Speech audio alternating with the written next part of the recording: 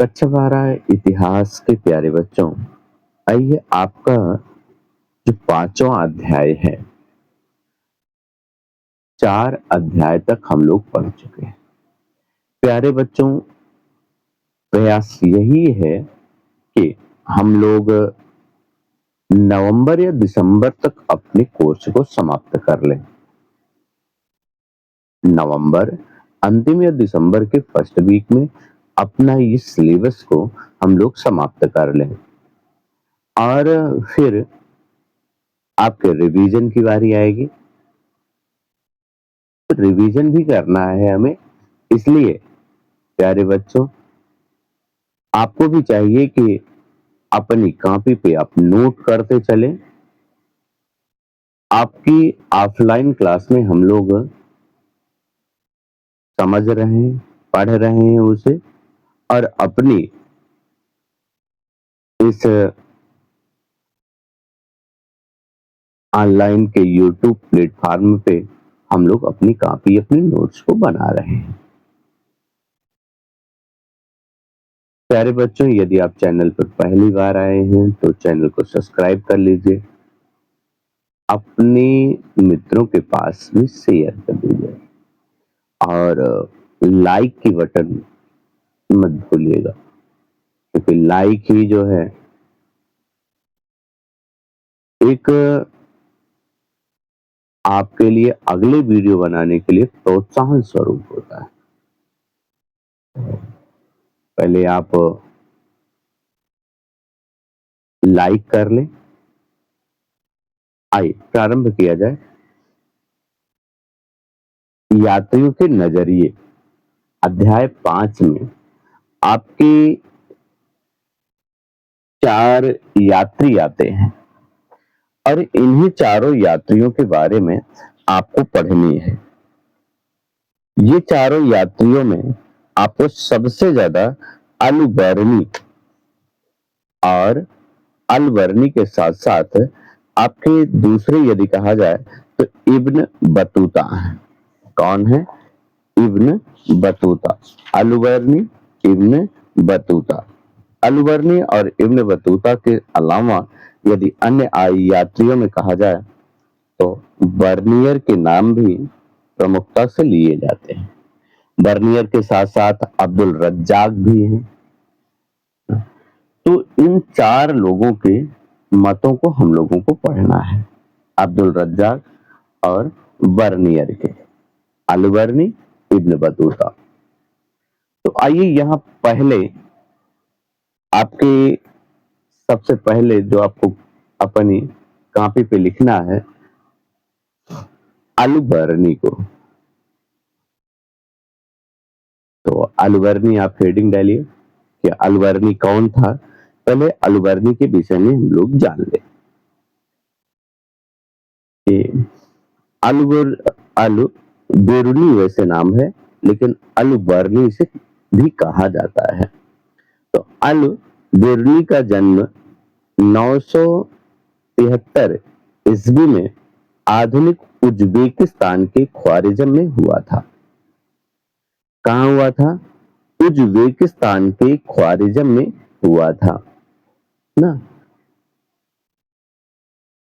1017 ईस्वी में जब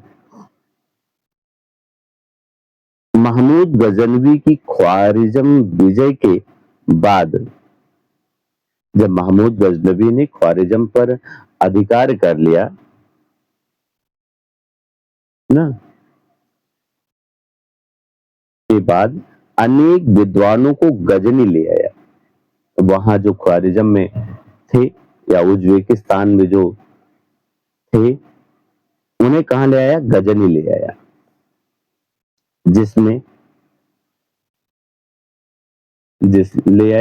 जिसमें अल बिरुनी सबसे योग्य एवं कई भाषाओं का ज्ञाता था। यानी सीधा सीधा कहा जाए तो कि अलबर्नी सबसे योग्य था, परंतु उसे यूनानी भाषाओं की जानकारी नहीं थी। यूनानी भाषाओं की जानकारी उसे नहीं थी। उसने अनेक संस्कृत ग्रंथों की रचना की। उसने अनेक संस्कृत ग्रंथों की रचना की। अनेक संस्कृत ग्रंथों की रचनाओं का अरबी भाषा में अनुवाद किया। यानी जो संस्कृत भाषा की पुस्तकें थी उनका अरबी भाषा में इसने क्या किया, अनुवाद किया, जिसमें अनेक व्याकरण ग्रंथ भी शामिल थे। यानी उसने व्याकरण ग्रंथों को भी क्या किया, अरबी भाषा में अनुवाद किया। पंजाब जब गजनवी के साम्राज्य का हिस्सा बना, यानी जब पंजाब को गजनवी के साम्राज्य का हिस्सा बना लिया गया, तो अलबिरनी ने पुरोहितों तथा विद्वानों के साथ धर्म दर्शन का ज्ञान प्राप्त किया। ना, फिर आगे लिखना है आपको, गजनी से ही अलबरनी के मन में भारत के प्रति रुचि विकसित हुई। उसने पंजाब तथा अनेक भारत के कई क्षेत्रों की यात्रा की। इसने अलबरनी ने। आइए, अलबरनी के पश्चात उसकी किताब किताब उल हिंद, यानी अलबरनी की जो पुस्तक थी उसका नाम क्या था, किताब उल हिंद। किताब उल हिंद की रचना अलबरनी द्वारा अरबी भाषा में की गई थी। इस भाषा में, अरबी भाषा में की गई थी। इस किताब को 80 अध्यायों में विभाजित किया गया है। यानी यह जो किताब उल हिंद है इसे 80 भागों में विभाजित किया गया है, जिसमें धर्म, दर्शन, त्योहार, ना, कमियां, खगोल विज्ञान, रीत रिवाज व प्रथाएं, सामाजिक जीवन, भारत, ना, भार तौल, यानी माप तौल, अच्छा, भार तौल तथा मापन विधियां, ना, मूर्ति कला, कानून, माप तंत्र, ना, विज्ञान आदि विषयों से संबंधित रचनाएं हैं। यानी अलबरनी की यह जो किताब है, किताब उल हिंद, इसमें अनेक विषयों के विषय में जानकारी होती है। इस किताब में प्रत्येक अध्याय में एक विशेष शैली का प्रयोग किया गया है। क्या किया गया है, विशेष शैली का प्रयोग किया गया है। अध्याय के प्रारंभ में एक प्रश्न होता था। यानी अलबरनी ने क्या किया है, सबसे पहले एक प्रश्न किया है और उसी प्रश्न के उत्तर में पूरी अपनी अध्याय को समाप्त किया है। क्या करना है आपको, इस किताब में प्रत्येक अध्याय में एक विशेष शैली का प्रयोग किया गया है। अध्याय के आरंभ में एक प्रश्न होता था, उसके बाद संस्कृतवाद पर आधारित वर्णनात्मक लेख होता था तथा अंत में अन्य संस्कृतियों के साथ तुलनात्मक लेख होता था। यानी तुलनात्मक व्याख्या भी की जाती थी। पहले संस्कृत वादी पर आधारित वर्णनात्मक लेख होते थे तथा अंत में अन्य संस्कृतियों के साथ तुलनात्मक लेख होता था। विद्वानों का मत है कि अलबरनी की गणित में अत्यधिक रुचि थी। यानी विद्वान ये मानते हैं कि अलबरनी की गणित में सर्वाधिक रुचि थी। तो ये तो उसके किताब के विषय में हुआ। आइए अब देखा जाए भारत वर्णन के विषय में, यानी भारत के विषय में उसने क्या वर्णन किया। अलबरनी ने भारत के विषय में अनेक रोचक तथ्यों का वर्णन किया है, जिसमें वह परिचित था उनकी तुलना करते हुए लिखा है। यानी अलबरनी ने अपनी पुस्तक में भारत का वर्णन करते हुए लिखा है। समझने के मार्ग में अवरोध। अलबरनी को यूरोपीय भाषाओं का ज्ञान न होने के कारण वह दुनिया को समझने के लिए भाषा मुख्य अवरोध था। यानी अलबरनी के लिए भाषा मुख्य अवरोध के रूप में था, क्योंकि उसे यूरोपीय भाषाओं का ज्ञान नहीं था। वह दुनिया को समझने के लिए भाषा मुख्य अवरोध था। अलबर्नी ने धार्मिक धार्मिक अवस्था और प्रथा में भिन्नता को दूसरा प्रमुख अवरोध माना। तीसरा अवरोध अलबर्नी ने लोगों के अहंकार को माना। यानी अलबर्नी ने यहाँ कई समस्याओं का सामना करना पड़ा अलबर्नी को। पैराग्राफ चेंज करके लिखिएगा कि इन समस्याओं से अवगत होने के बाद भी अलबर्नी ब्राह्मण ग्रंथों पर निर्भर रहा। उसने समझ को विकसित करने के लिए वेदों, पुराणों, मनुस्मृतियों जैसे ग्रंथों का अध्ययन किया। आइए भारत संबंधी विवरण देखा जाए, क्या उसने विवरण प्रस्तुत किए थे। अलबर्नी ने अपने ग्रंथ किताबुल हिंद, भारत संबंधी विवरण हेडिंग डालिएगा, फिर लिखिए कि अलबर्नी ने अपने ग्रंथ किताबुल हिंद में प्राकृतिक सामाजिक राजनीतिक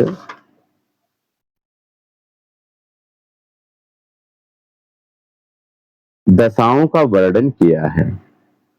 उसने अपनी पुस्तक में गीता, वेद, उपनिषद तथा योग शास्त्र का भी उल्लेख किया है। उसने अपनी पुस्तक प्रशासन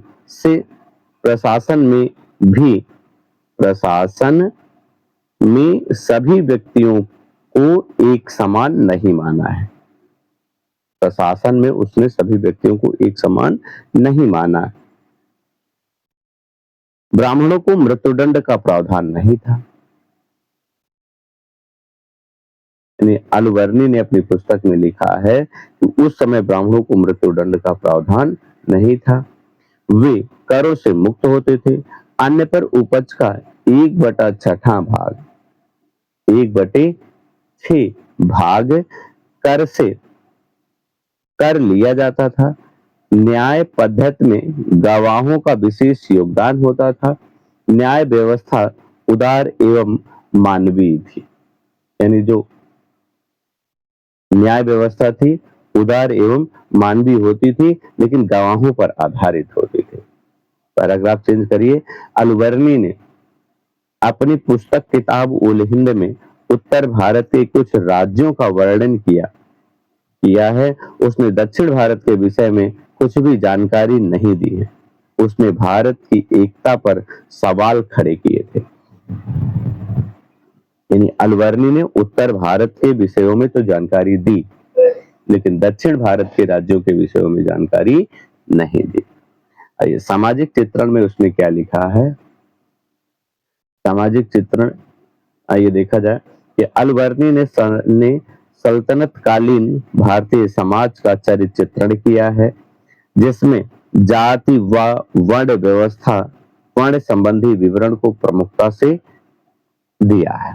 यानी उसने जाति व्यवस्था और वर्ण व्यवस्था को सर्वाधिक महत्व दिया है। इसने अलबर्नी ने ना। तो जाति संबंधी विवरण में देखा जाए क्या लिखा है उसने कि अलबर्नी जाति संबंधी विवरण हेडिंग डालिएगा। अलबर्नी ने भारत में प्रचलित जाति व्यवस्था की तुलना अन्य देशों से की है। वह तुलना के द्वारा बताना चाहता था कि जाति व्यवस्था अन्य देशों में भी विद्यमान थी, न केवल भारत में। क्या लिखना है आपको। अलबर्नी ने भारत में प्रचलित जाति व्यवस्था की तुलना अन्य देशों से की।